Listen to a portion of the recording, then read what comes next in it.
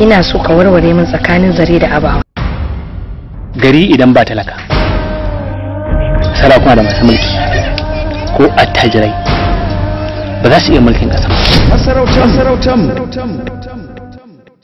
ba ina nufin ba za mu amince muku bane, sai dai ba dole ko kai ko ita. Kai shiru, faɗan 'ya'yan sarauta ne ba 'ya'yan bayi ba. Masarautar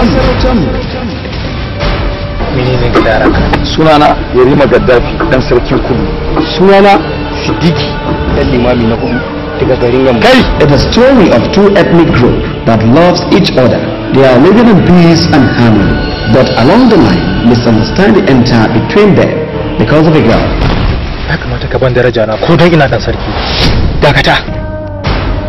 Three guys, Khalifa, Gaddafi, Ali, they all fall in love with Maryam and they are all willing to give their life to her. Masarautar, they believe that Allah and their religion is Islam. Strange things started trooping into their lives and they are all trying to mislead their faith in Allah.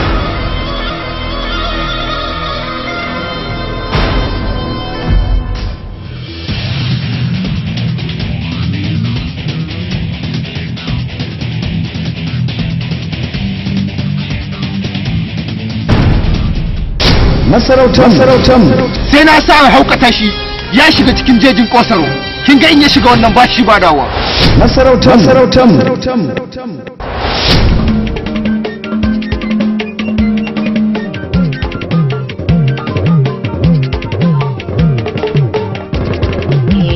lokaci na damuna ya kama ga ruwa ana yi yafi albarkatu na noma mun samu gashi gonan dai kore shar lokaci na damuna ya kama ga ruwa ana yi yafi ni da sahibi na mun yi gamo gashi zuciya ta tai shar ban ga jarumai ba cikin gonar ban ga jaruma ba sai kuncin abinci ta kowa ba ta je ta gona ba to dofar tanya ban iya noma ba baki garma ban iya noma ba baki iya noma ba amma kin fi kowa kuncin dan wake.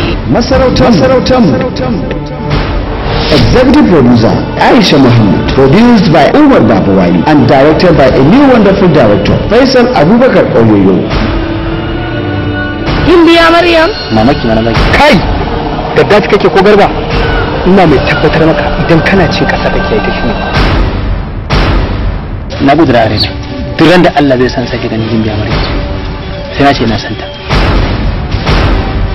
Ko da hakan zai kasance ƙarshen rayuwata ce. A bar shi fa kika ce. Masarautar, the clash of the titan.